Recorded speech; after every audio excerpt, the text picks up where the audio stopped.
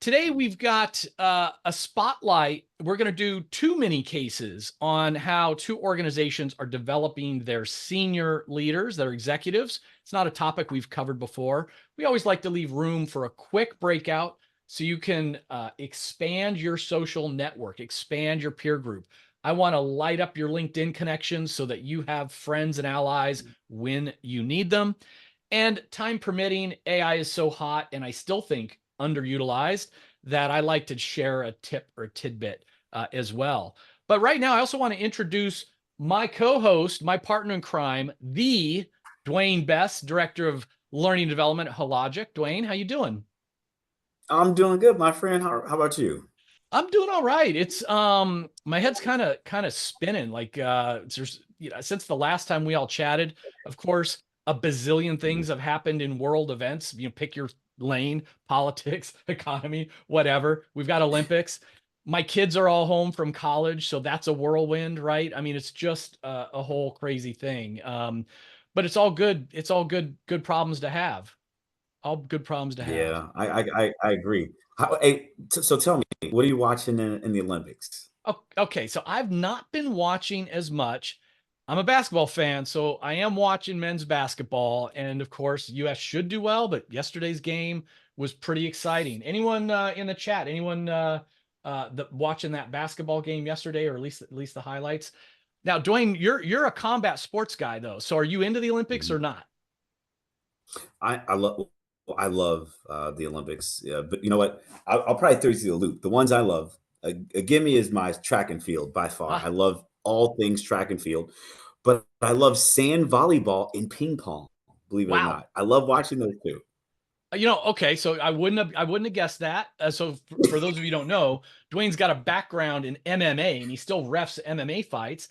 Dwayne, there's five combat sports I just learned about 10 minutes ago in the Olympics, Mhm. but like jujitsu, MMA are not events. We have breakdancing, but we don't have jujitsu. Like what's your thoughts on this? I got to know.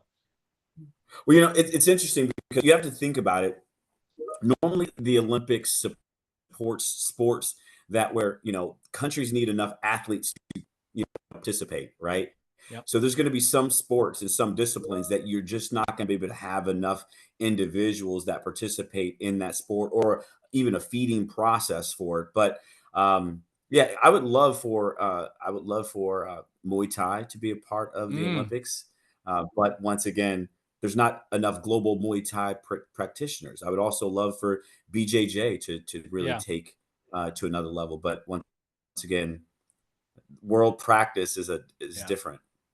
It is Olympics is so cool because first of all, sports is really the only thing now on TV that people gather around Yeah. live. Like everything's recorded, everything's binged. Mhm. Live sports, it's different, right? And so that's why, like, I think the value of professional football teams and really all sports is just skyrocketing. And then the Olympics comes around every Yeah. 2 years for the season. So it does feel like it's one of those magnets that brings everybody together, at a common time. I'm grateful that it's doing that. You said track and field? Were you just watching the relay race like 20 minutes ago or 30 minutes ago by any chance? Maybe. Anyone? Yeah, I'm Anyone? I'm really No, not all so right. Katie says no spoilers. So yeah, so I yeah, won't right. so I won't do spoilers. So like I'm saying, oh, I don't really do Olympics, and I'm not really into track and field. There's this relay race, and there's one runner from the United States named Richardson. I never heard of her. All of a sudden, I'm glued. She looks phenomenal. The term main character energy now. Main character energy. Yeah. She's Yeah, got she's yeah. got these red, white, and blue fake nails that are like Wolverine. She's got Yeah, yeah. tattoos. She's built. I'm like, oh my gosh, look at this main character energy. Like I'm rooting for her. I have no idea what she does, what the event is. I'm rooting for her. So, but no Well, spoilers. well, here's the thing. For those individuals to really have a deep appreciation for track and field, especially the sprinting relays, on Netflix, you can watch a series called Sprint. It'll give you a Sprint. really cool, yeah, it's really great. It'll give you a really deep understanding, but also appreciation for how the athletes prepare, the whole Love it. dynamics, the bureaucracy. You got to see it. You got to watch it. All right, Sprint. Adding it to my Netflix. That's cool. Yeah, so it's the build up before the Olympics, and then after the Olympics, part two will come out based off of what took place. That's how I got into Formula One years ago. It was the documentary on Netflix. My life hasn't been There you hasn't go. been the There you same. go. I love it. I love it. Well, I think we've given everyone enough time to enter the room and to get their wits about them with this crazy meeting that we have.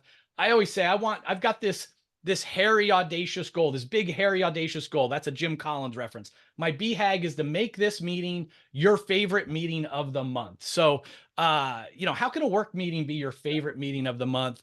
But most meetings, not a lot of energy. We want to try to bring the energy. So let's kick this off. And the first thing I want to do before we get to our case studies is just give an update. Many of you have signed up, thankfully, for the free kind of beta launch of LeadX's new emotional intelligence workshop. You can see workshop is done. Certifications are ready. The book Evan and I wrote, Emotional Intelligence 52 Strategies to Build Strong Relationships, Increase Resilience, and Achieve Your Goals, is coming out very soon. We've got the workbooks in place. It's literally at the printer. So we're likely going to launch these pilot workshops in September. You'll get an email in a week or two with those dates. We'll have more than one date that you can sign up. So we haven't forgotten about you. We're making good progress, and it's coming soon. And then we always like to do, something free, do a giveaway. And the giveaway this month is going to be if you want to explore the concept of having what we call pooled coaching. And I want to explain what that is. Can you dramatically scale coaching? Does it work? Does it not work? In what cases does it work?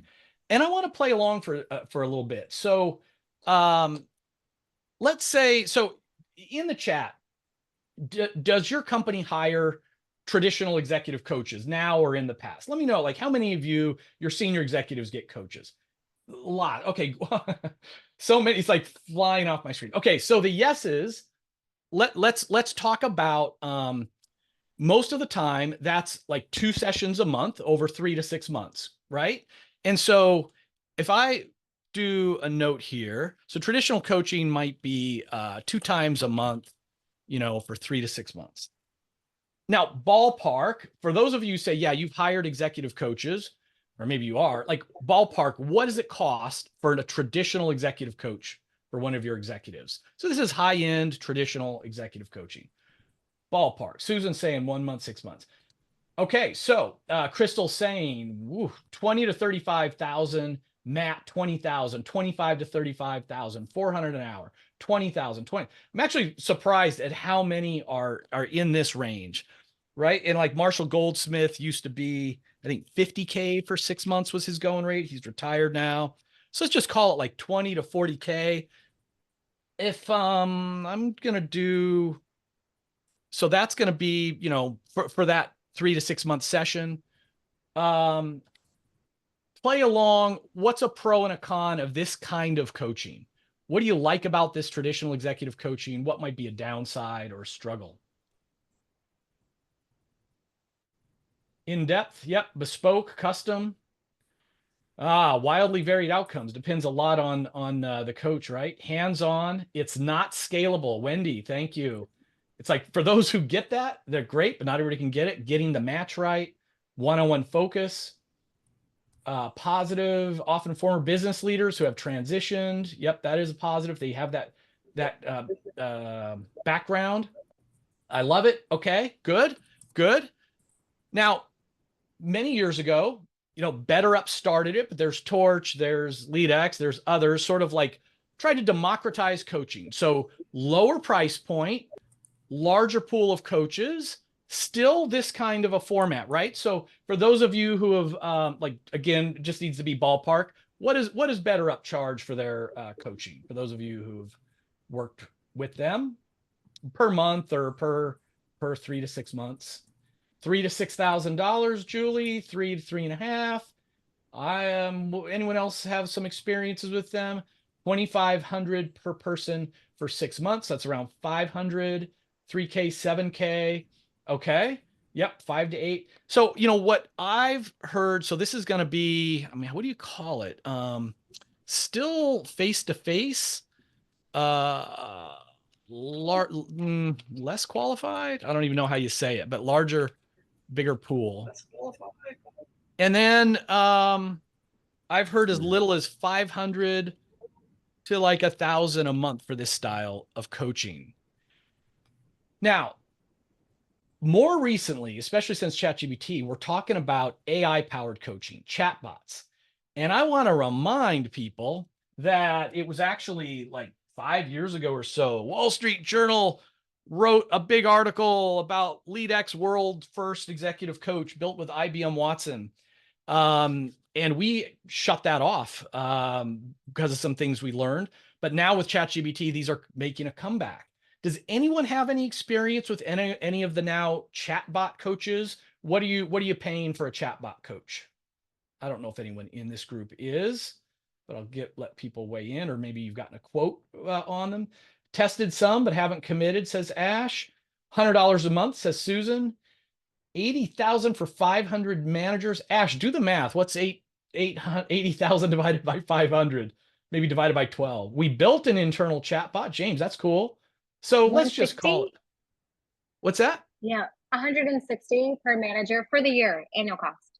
116, so like $10 a month, maybe? Is that what I'm hearing? Maybe 10 a month.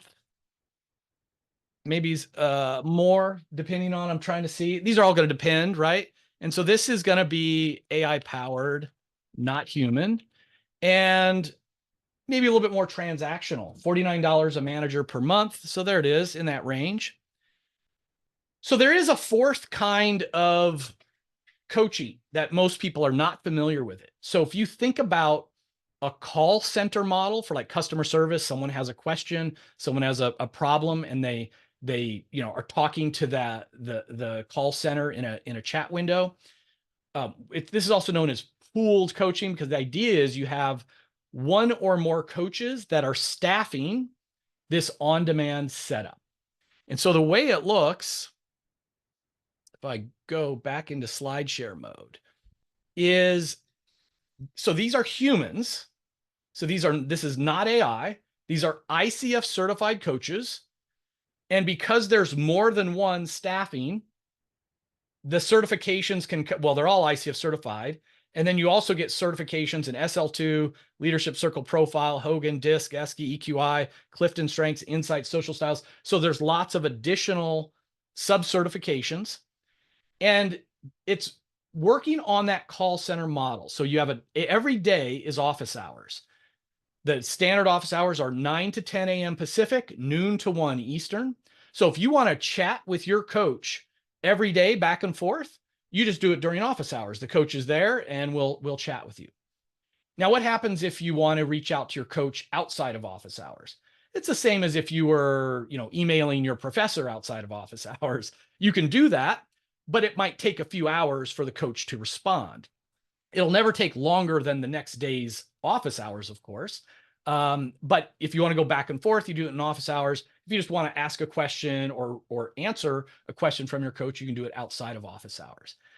This, depending on volume, can be as low as $10 to $20 per month per manager. So if you think about, now we're always the first to say, let me back up a second. Look, if you can afford $20,000 to $40,000 per manager, go ahead and get yourself a great executive coach. Give that executive coach to your executives. But what about mid-level managers? What about frontline managers? If you can't afford to give them that kind of a coach, consider giving them BetterUp style coaching. And I say BetterUp, they're competitors. So it could be LeadX, it could be Torch, it could be Ace. There's a bunch of them out there. That's great. But if you can't afford $500 to $1,000 a month, can you afford $10 to $20 a month? And instead of using a chat bot, use an actual ICF certified executive coach. And that way people can, anything that they would talk to their coach, they can talk to this coach. It's just limited to the messaging system. That's how you keep the price so low.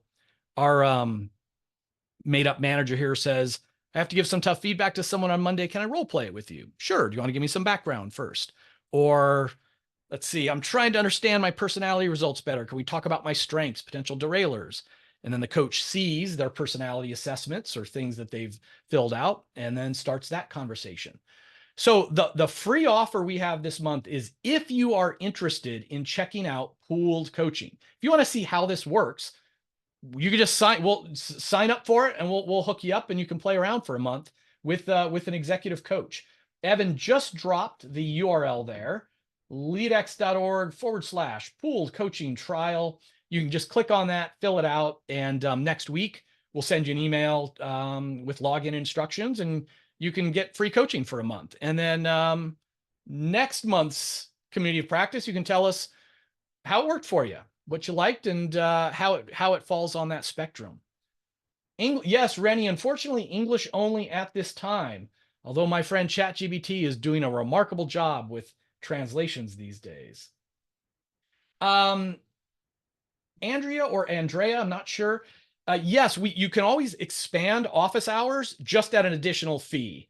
For the low fee, then it's the standard office hours that LeadX offers, but you can always add additional office hours. Yeah, I picked certification. Let's see, Dave, we ended up getting 3 of my team in-house coaching practice. That's great. Yep, in-house. If you've got those resources, I think that context is going to be important. Awesome. Laura is asking if we're looking for coaches. So LeadX has 300 curated coaches in our pool of coaches who we work with depending on different engagements. We're always looking for great coaches to supplement. Kevin Thomas, who's on this call, runs our coaching practice, and so we can connect you with Kevin if you're interested in joining up. All right, Dwayne, what do you think? Is there room for a human but messaging coach, or is that just too weird? Yeah, I'm really peeling this back for a moment. I think that there's some great value in it, especially just on the go, on the spot. Yeah. But what I do see is, I think to myself, well, you can actually, let me ask you this. I can hit the mic and I can talk into it because I would hate to have to text a ton, but I could just use the mic and just type my words. Yeah. So with those capabilities, I mean, I think that's pretty cool. Can you upload files to it? Can you upload files to it? That is a good question. I think so, but I'm not sure. We have in the back end how you can like add your personality and all those relevant things from the organization. I don't know if the individual can or not. Great feature add if we don't. Yeah. So what other topics? What other topics can they help you coach on? Like if I'm doing an executive presentation, can they give feedback on that? Or what are the topics that they can give you feedback on? It would be and the way I would answer that, Dwayne, is so it's any topic that any regular executive coach would work with you on. Having said that, given that it's not video or in person, certain things like presentation skills or feedback on a speech or something, that's going to be harder to do. The most popular topics for regular coaching and this kind of coaching, it tends to be the same kinds of things like productivity, time management, goal setting and priorities, imposter syndrome and or executive presence, storytelling. Gotcha. There's a whole range. What I encourage people to do, like this, I'm a big nut about self-awareness is the key, to all leadership. So dive in deep into a 5-factor model personality, some good validated personality assessment, and have your coach work with you on your strengths, your potential derailers. What do I have coming up this week? Now let me think about my strengths. How can I apply my strengths to get those things done? I got you. That type of thing. I got you. That's good. Or give every sales rep an SL2 coach for $20 a month. Most people are undercoached. Most people are undercoached, right? So it's just another access point. I'm looking at this right now. We have just uniquely at one time, we have 9 regional sales directors that were kind of just hired all in like the past 60 days. Yeah. And, so half of them don't know if they're coming or they're going, and their bosses are just too busy. Right. So something like this could really help them understand how can they, to your point, as they're learning a new team, how can they best engage their team when they're, a new team based on their strengths, and the team's Yeah. gaps and strengths as well. I could see this being very helpful. Yeah. Hey, try it out. Try it out. All right. So just did a little spontaneous education minutes. Let's get to these case studies. I'm excited. We haven't really talked about, we talk about leadership development at scale. We don't talk as much about leadership development for more senior executives. So I am so grateful. We had 2 volunteers show up, Deepti Oberoi from Scotia Bank, Megan Cease Livingston from Highmark Health. And what we're going to do is I'm going to do quick interview style and presentation, but we want questions. So continue to light up the chat board with questions. We will get to those too. And let's see, you guys been pinned. Deepti, Megan, first of all, thank you. Welcome. Thanks. Good to be here.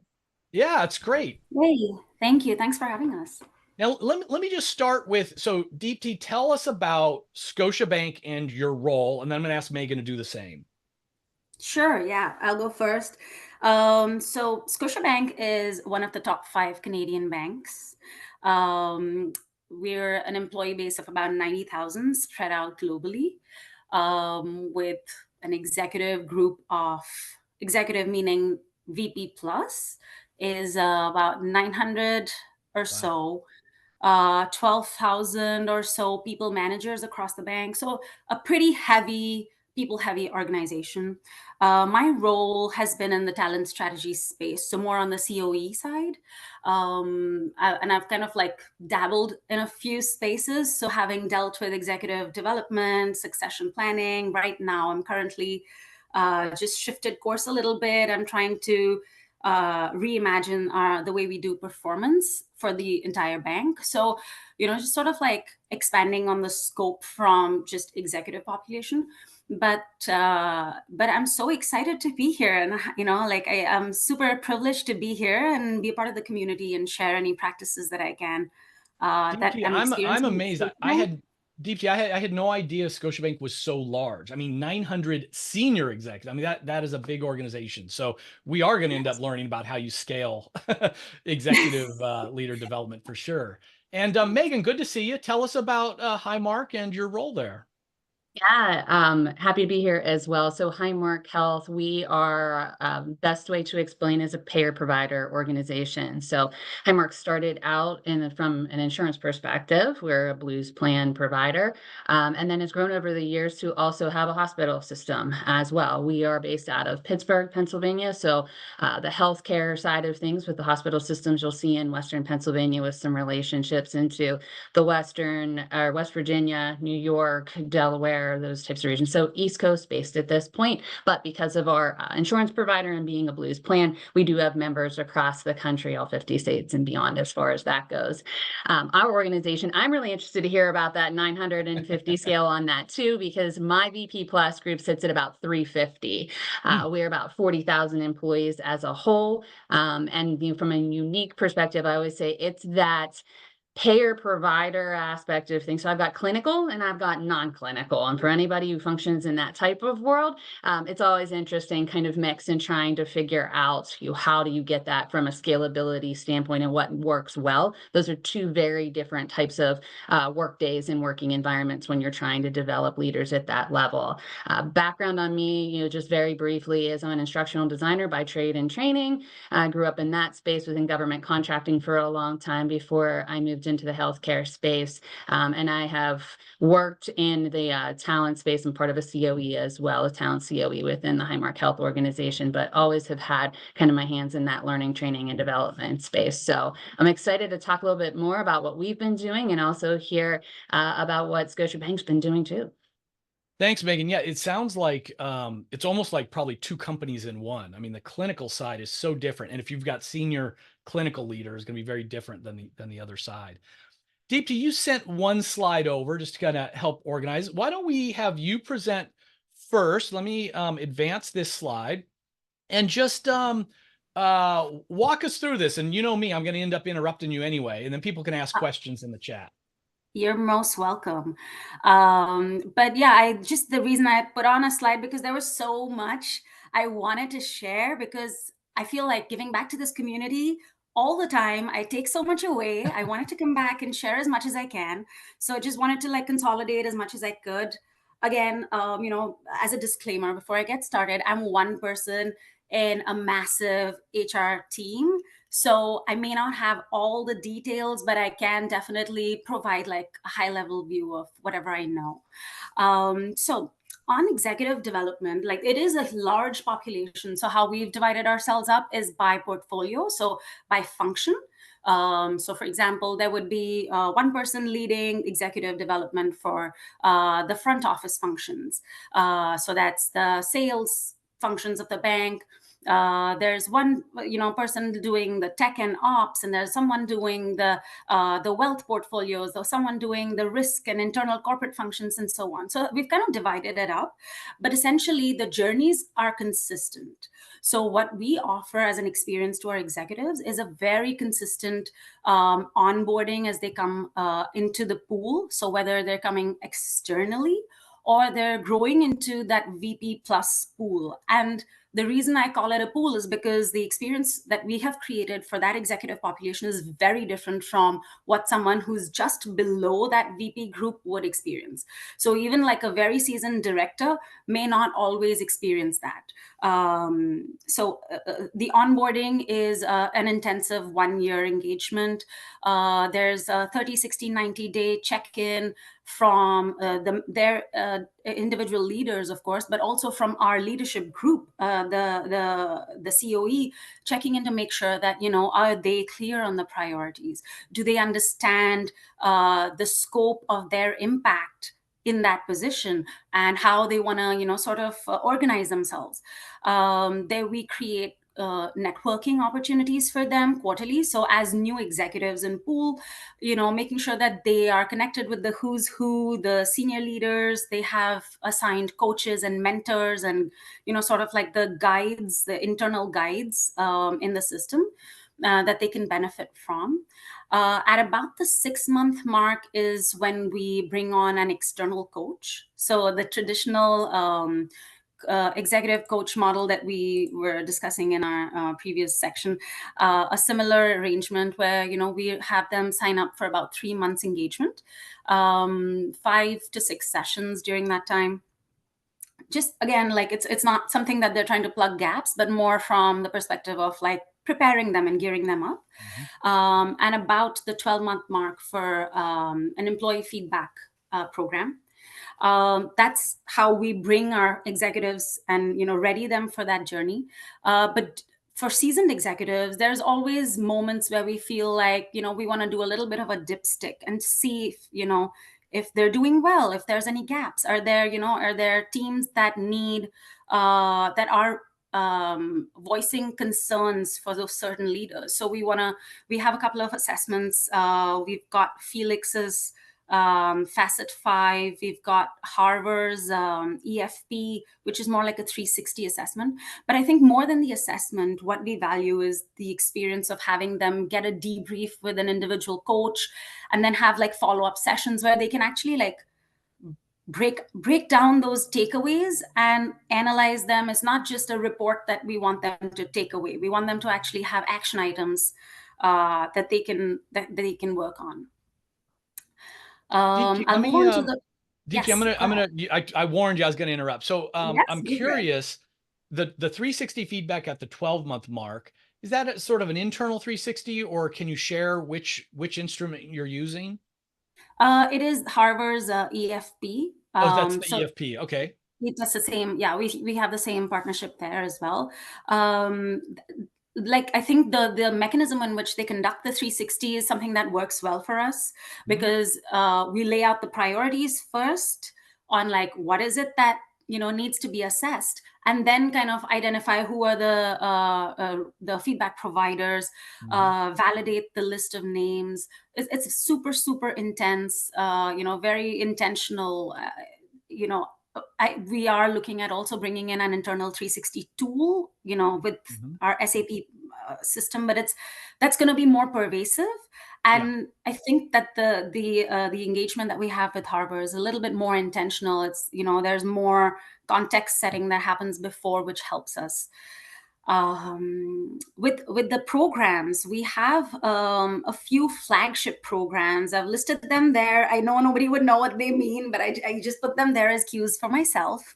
So the 3 flagship programs there that we see most of our executives get coverage at least once during that journey. And that, one is being a leader of leaders. So PRTL is actually short for proven and respected team leader.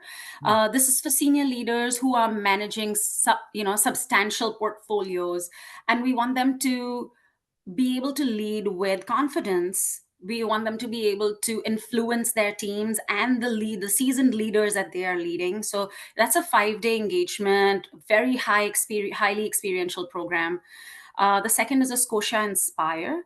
That's more on executive presence, how they show up, having a significant degree of self-awareness on the boardroom presence, on how their words have an impact. That is a much longer engagement. It's a 6-month program, of course, running with like a couple of sessions a month.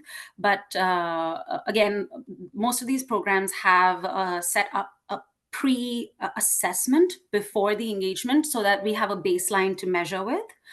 And then the third one is the leading the enterprise. That's more focused on building strategic skills, being able to problem solve, see the big picture, and lead as a multiplier.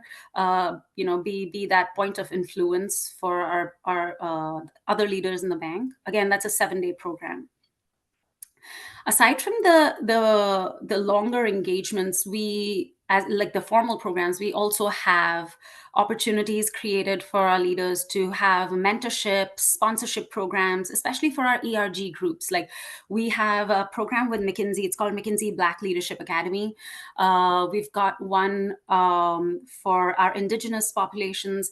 We've got, so all of our ERG groups where we feel that there is a need to create sponsorship, women in leadership, women in technology, having that internal dialogue, constantly helping potential leaders get the support that they need. So very like formally structured programs to help those groups. I've covered executive coaching before. It's the same. And then we've also developed internal talent profiling programs. This is mostly for like high potential talent, who we want like to bring into the executive pool. So these are high potential directors who we feel are ready for that, that VP level role, but they're, not only just having a sponsor isn't always going to cut it. So we want them to get a broader view of becoming more visible with other leaders, being a part of those coffee chats, getting a, experience of speed mentoring, putting up their profiles and showing the variety of skills that they have. So it's just like the efforts that we put in on their behalf to make sure that they are reaching the, those milestones that they've set out in their development journey. In terms of measuring effectiveness, I'm just gonna do this. I'm gonna just gloss through this because I'm not the owner, but I do know that we are capturing reactions, of course, at the end of every engagement.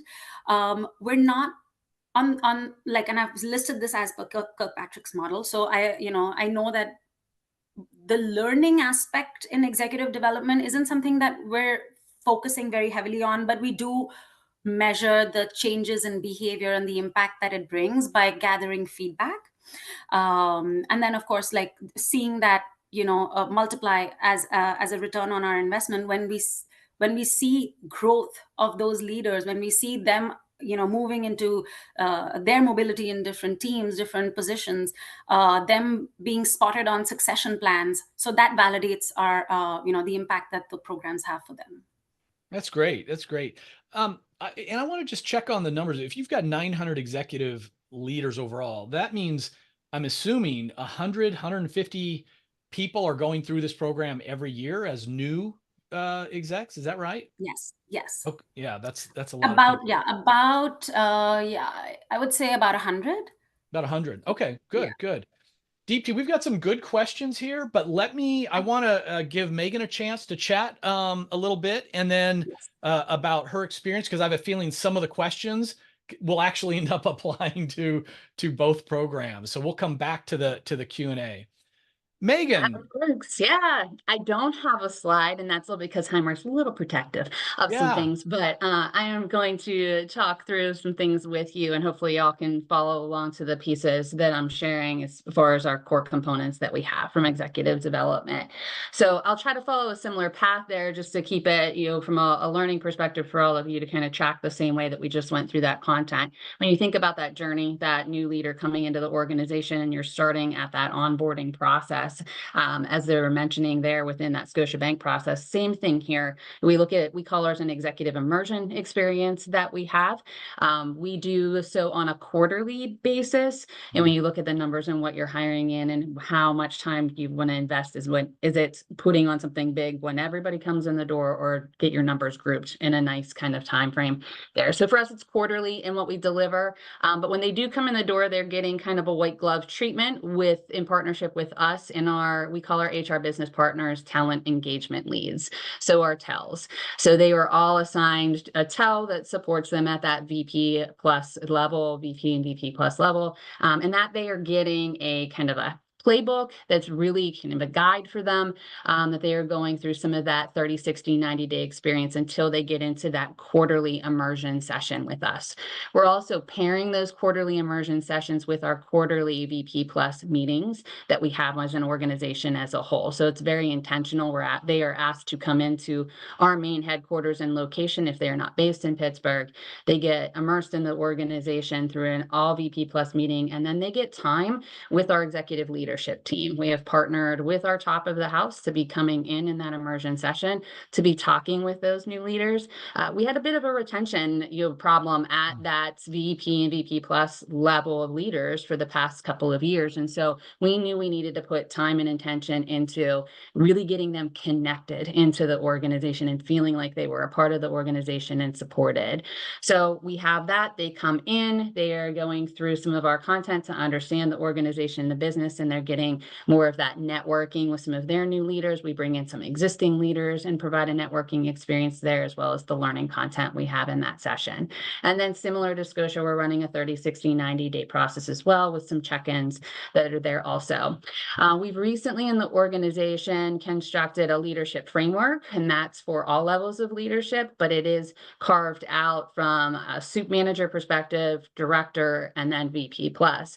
And so for us, it's a little bit of, for all my learning folks out there, competency model, but we try to not make it a complicated competency model because some people have aversion to those big things. So we have tried to make it as digestible as possible, but within that, we've been able to tie some proficiency and proficiency levels to that.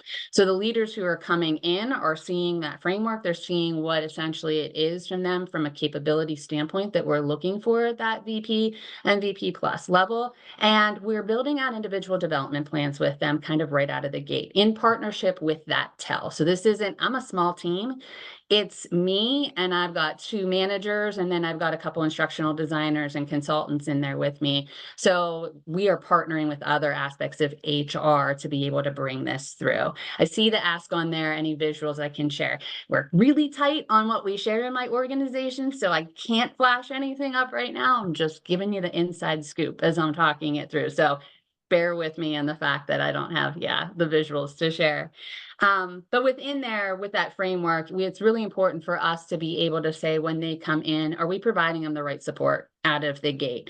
We're not expecting everybody to obviously be at, the top end of proficiency. Everybody has opportunity to learn and grow, but we want to make sure that they have good, solid development experiences as they come in also. So do they need to build in Highmark's business and financial acumen? How do we make sure that they're getting that early on? So those are the types of things that we're doing in that onboarding phase within there.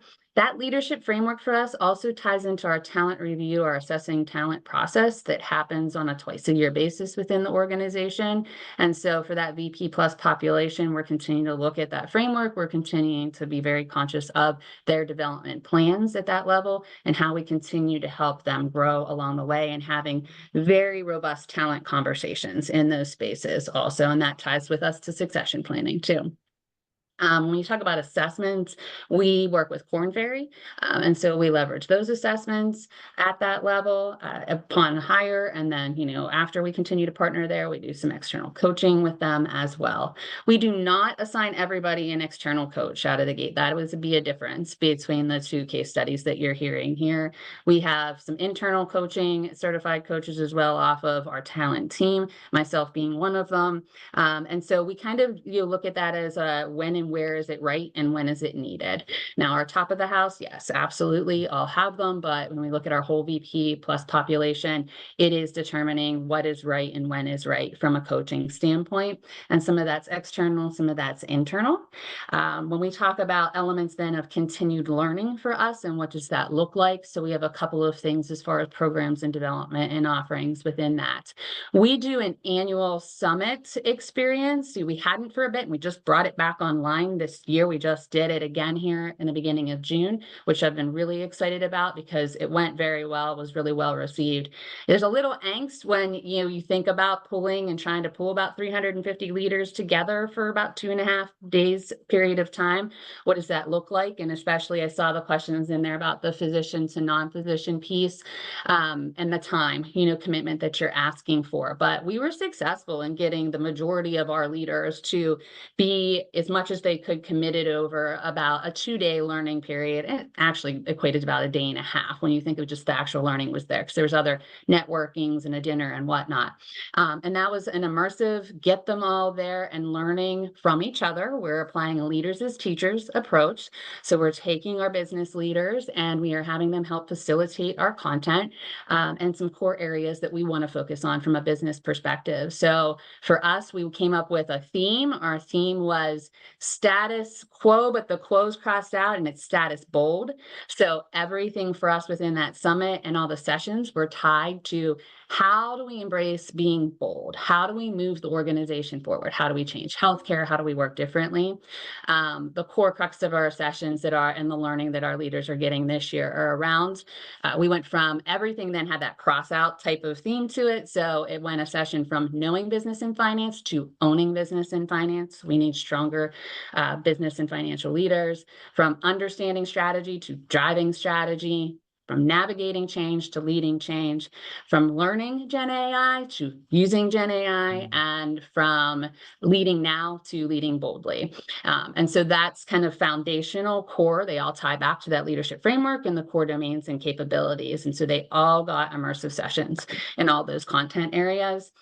We also have some dedicated programs. We work with Wharton's UPenn School of Business. And so high potential program there that we have done with them, where we take about 20 or 25 leaders or so, depending upon what we have and what we're looking at as far as those talent reviews go. And that for them is typically a 2-month run, but it's not, full 2 month. They're having different sprinkled in experiences. They do go out to UPenn for some of that as well.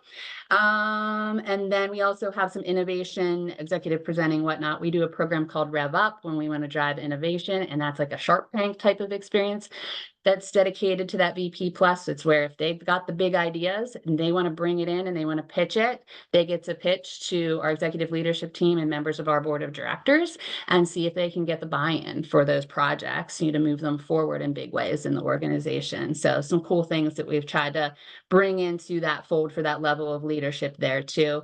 When we talk about how do we measure all of this, we have an engagement survey in the organization. We are always looking at that off of the leadership perspective. We do have assessments as far as basic assessments off of some of our learning offerings in our courses. We talk about Patrick. We're not getting to a level 4. We're typically staying in that 2 type of range that's in there. But again, for us, sometimes it's a little bit about what do we see demonstrated on the behavior side when we're really immersed in that talent review and assessing talent process. And so what do we see within there is that that tells us a little bit about how we're moving the needle and where we have gaps and whatnot. So that's a quick run through of some of the components we have. I do, Kevin, just want to hit one thing that I promised when I saw in the chat in there. There was the question on between physician and non-physician, and do we distinguish in some offerings? And my answer in the chat was, it depends, that infamous answer in there. And what I mean by that is there are elements where we absolutely are saying whether you are a physician leader, like clinical in that aspect, or you are on the corporate side of the business, you are going through the content, the same content. And that applies to those sessions that I just mentioned in that summit. That was everybody. And we felt very strongly about that being everybody. But we partner really closely with our hospital leadership teams and our nursing education team and our head of physician development to make sure that they are on board with those types of things. But there are some things we carve out. I saw the comment on emotional intelligence. Yes, everybody needs emotional intelligence, but sometimes those things break a little differently into how you talk about them on the clinical side versus in other instances of things. So there are different offerings that we will offer in kind of different segments as far as what we have from a leadership population. Megan, I am going to ask a couple of questions here, but I'm going to let Evan know that we are going to not do the networking breakout. I want to apologize to everyone because I did a horrible job with clock management on the first half of this meeting, geeking out about pooled coaching and the Olympics of all things. So we'll get back to the networking in the next meeting. I just want to keep diving deeper into these cases. Megan, so I want to make sure, again, I'm understanding the numbers and the cadence. So ballpark, you've got 350 executives at this level. I'm guessing you've got 40, 50, 60 coming in every year into this level. And if you're doing a quarterly cycle, so you might have 10 to 20 per cohort, right? Yeah. And really so, small, intimate experience. Yeah. Love it. Yeah, love it. And loved also in both cases, this idea, like not everything's a program. So having a 30, 60, 90 program in place, just, you know, with support for multiple people, doing those check-ins, et cetera, is phenomenal. But Megan, in that quarterly thing, they've got their VP plus meeting, kind of sync meeting. And then what are they doing in those 90 days? Like, is all of the training related to your framework in that 90-day window? Yeah, so when they're with us in that exec immersion session, they're getting, you know, some of those components of what I mentioned would have been in for those, they would have missed the summit, right? So that's the core curriculum that's there. So they're getting some of those components, our introduction to the framework and all those pieces set the tone, and then we're piecing some of those other ones throughout that 30, 60, 90-day experience. But framework, the leading boldly is what we call that one. That one they're getting right out of the gate. A little bit on kind of understanding the business and the core components of the business and the financials within there. And then some of those other pieces we are pacing for them, yes, throughout the 30, 60, 90. And I love it when people can steal things that don't cost money. And I think people are going to steal this idea of like status quo, crossed out quo, status bold. Like, even though you couldn't show it to us, like I could see it in my mind. And I'm like, oh, cool marketing concept. I bet everyone's going to be doing that and you won't mind at all. So no, it's not trademarked. I can tell you that. Right. Free branding advice there.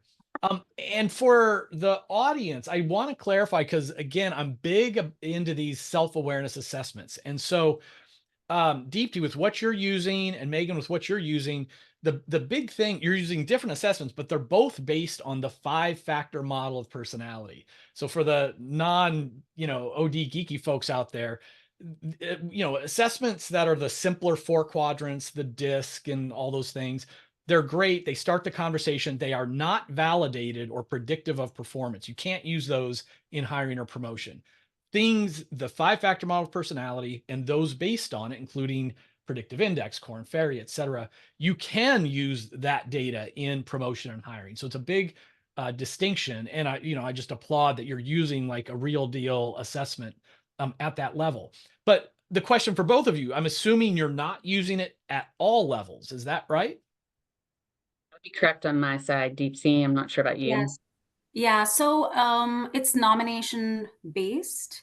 So unless they're a new to pool where we create that consistent experience. For the seasoned leaders, it's nomination based. We also make some of the assessments are made available to Sorry, Deepti. what's the sorry. why? I'm wondering why. So is it a cost issue? You can't give those Facet 5 and the Corn Ferry to everyone, or is it like they can't handle it? They can't handle the truth, kind of. It's Because not I that hear they can't both. I hear handle. both.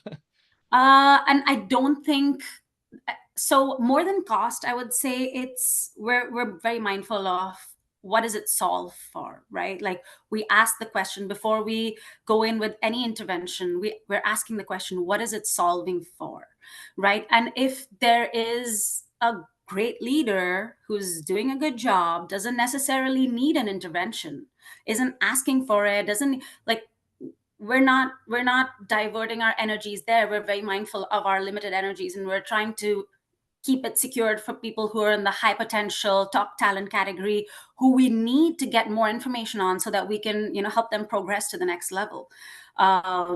I don't know if this is a Canadian thing, but we have a lot of leaders who are very secured at the levels that they are and aren't necessarily looking for development. So we understand that there is a group of population that's okay where they are. They're great performers, but they're not looking for growth. So that way we're just aware of that population, or very mindful of where we deploy our energies.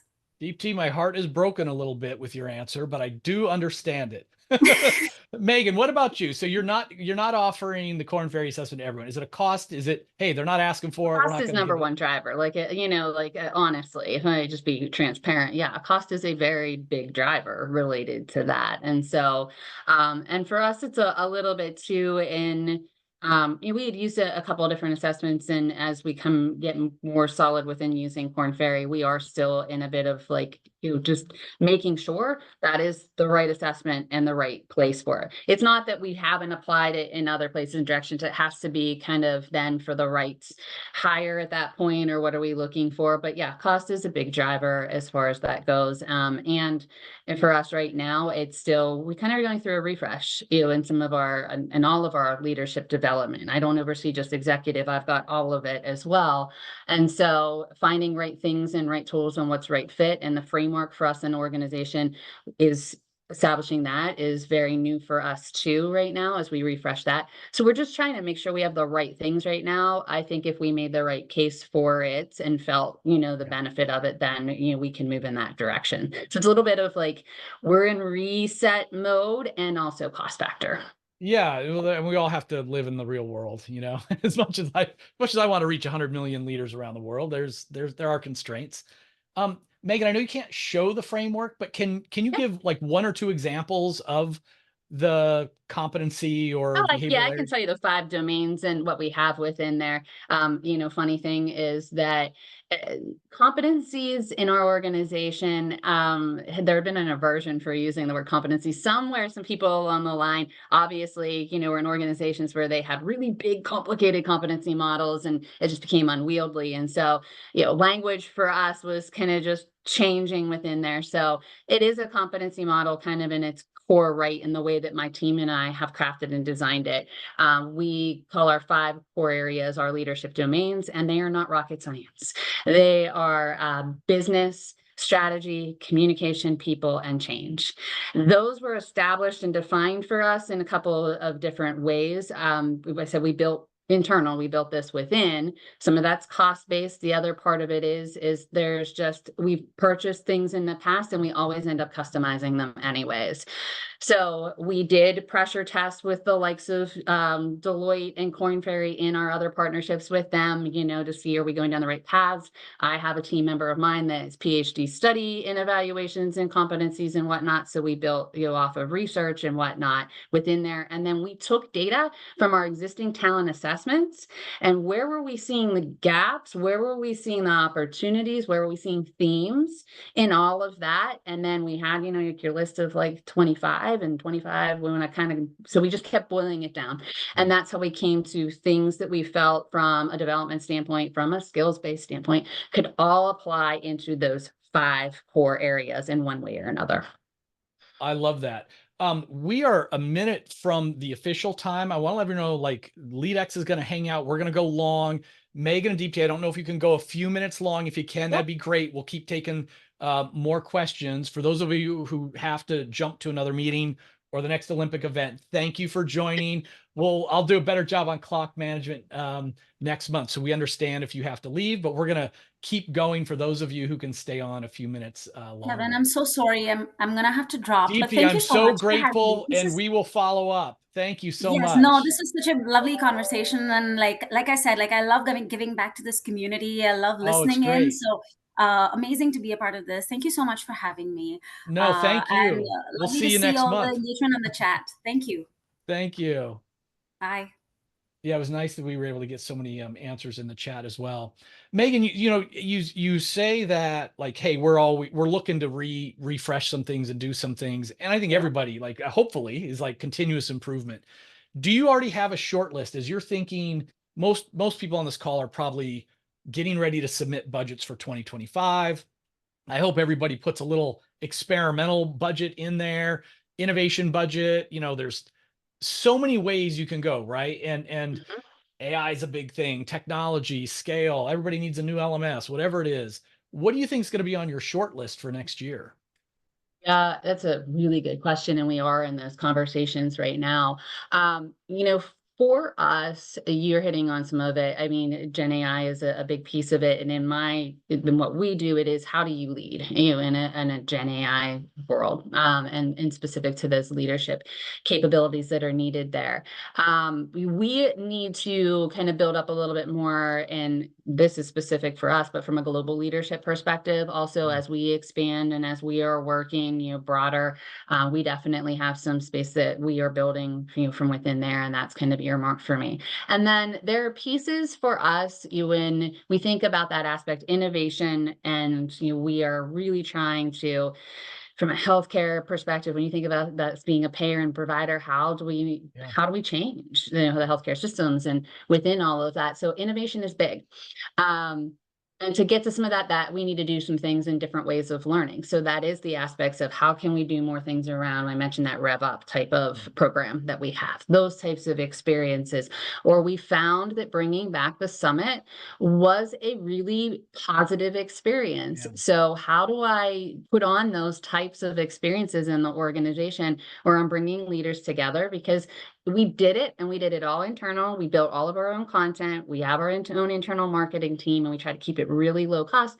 But I still need a budget for that, as far as I want to feed people and keep them happy and all of those types of things. So it's more around how can we provide those learning experiences, and that's a big ticking, point for us right now. And as we're looking to plan for 2025, we're finding a lot of opportunity and success in cohorted, any type of put people together in those cohorted type of experiences. So yeah, that social element. coaching too, we're trying to build it out. We're trying to build our own bench too, and take out the external, cost of the big spend, external coaching. So how do we build that way differently?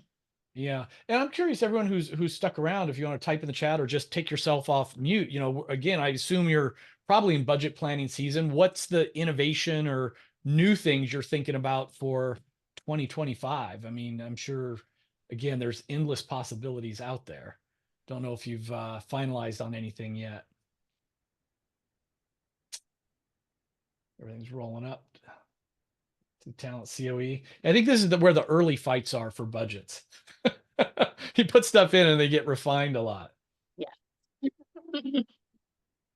Megan, the other thing what you're talking about is, sure, you've got the framework. Sounds like you went through that rigorous process. But what I really liked is the strategy meetings. We had I don't think she's here today. Leslie Camino from Keysight, has worked with us and shared, where they take their annual strategy, CEO, and then like cascade it down. And it's really hard to get a lot of managers' attention for like, we're going to teach you how to give feedback better or something like that. But it's like, hey, the CEO's top 3 things are this. How are you aligning? They're going to watch that. They're going to show up for that. They're going to play with that. And so I think, doing things that are more business relevant, or at least merging those, is another key. So that's good. You have to tie it to the why. I mean, we can talk strategy all day long, and the components of strategy and building a strategy and all of that. But if it's not connecting, especially when you're trying to bring it down through those leadership levels, it's not connecting to the why and how is it applied to me on the day-to-day basis, or the work I'm doing, yeah, then it's like not gonna, there's no connection and kind of a waste of time at that point. So we've really had to draw that alignment, draw those connections for sure. Yeah, no, I think that's big. Dwayne, any final thoughts on especially executive leadership development, supporting higher ups, anything different than the other populations? Yeah, you know what? This is an area, honestly, where my organization has kind of struggled. You know, I think the one young lady, Deepti, Deepti, Deepti? yeah, Deepti, Yep. and she was saying there's that group of individuals that they're too cool for school, right? Like, Yeah. they have it figured out, right? Um, so we have a lot of those too cool for school. But on the flip side, what I will say is, our culture is one where you hire great people, get out of their way, and allow them to be great. So when you give a lot of autonomy because you're doing that, that's once again there's consequences. So we're trying to find a happy medium, then hire those great executives, get out of their way. But what are some of the common themes that we still want a part of the true DNA? Because what happens is you can have those fundamental things that will vastly based off of who's in power, and we also don't want that, right? So Yeah. this is really interesting hearing what Megan and Deepti have been doing, because this is on my 2025. It's a big project for me. Yeah, yeah. And I think and this isn't going to be new for those of you who've been following my work for a while, and I mean no disrespect, Megan or Deepti, if you're watching the playback, Deepti, of I think traditionally organizations put a massive amount of money into the executive, the top of the pyramid, right? Go to Wharton, get the most expensive assessments. Hey, let's do an offsite. We'll put you in a cabin in the mountains. It's like they spend a lot of money, and then the 25-year-old, the 30-year-old first time manager is like Right. on the job leading people for 5 years before then they get a 3-day boot camp or a 1-hour webinar on how to coach, right? And so, I'm always beating that drum. Like, if you can afford all of it, great. But like, if for a small amount of that top budget, with mobile technology, AI technology, digital technology, like you can do so much more for the bottom of the pyramid now. And the whole too cool for school. Dwayne, I always say, look, that's what manager effectiveness surveys and manager engagement surveys are for. You know what, Dwayne? We just did a survey on you, and if you were all fives down the road, and by the way, I once saw one of Dwayne's, and he was pretty much all fives down the road. Great, you are a great leader, and yeah, you don't have to. You just test it out. You don't have, young man, you don't have to go to all these training programs. But if you're a 4, or God forbid below, it's like, you know what, you're good, but maybe not great. So we're gonna suggest some things. So unless there's data that they don't need the development, I wouldn't make it their choice. That's just me. That's just me. Yeah. Hey, Yeah, but before we I wrap up, also Renee. agree. Oh, go ahead, Dwayne. I was just going to say, I also agree with you, Kevin, that we kind of have to flip this on its head, and more power and energy needs to be pushed to those middle line leaders, those first time leaders, the field generals. Like, wars are won or lost by those individuals, and kind of like the conversation you and I play around with on LinkedIn, that we allow individuals to kind of drive the career and development of individuals, for free without any certification. However, you needed to go buy alcohol and get a car license, but people's lives are being played with on a daily basis. So why not flip that paradigm on its head and put more money on those first time leaders for sure? Yeah, yeah, yeah. Renee, did you have something that your hand was up and then it went down? Renee Hensley. I think she's maybe typing, not ignoring Gen Y first time leaders. All right, cool. Megan, thank you again for sharing and playing and even spitting out those framework items without we won't get you in trouble, promise. We're all sworn into the cone of silence here. Don't want you to get in trouble sharing those. No, that's okay. They're not state secrets, I promise. And I just want to encourage everyone, you see, you can find Megan on LinkedIn, of course, and you're going to get these notes, but connect with Megan and you can ask her any questions that you didn't get a chance to ask in this session. And hope everybody has a great weekend, and we'll see you soon.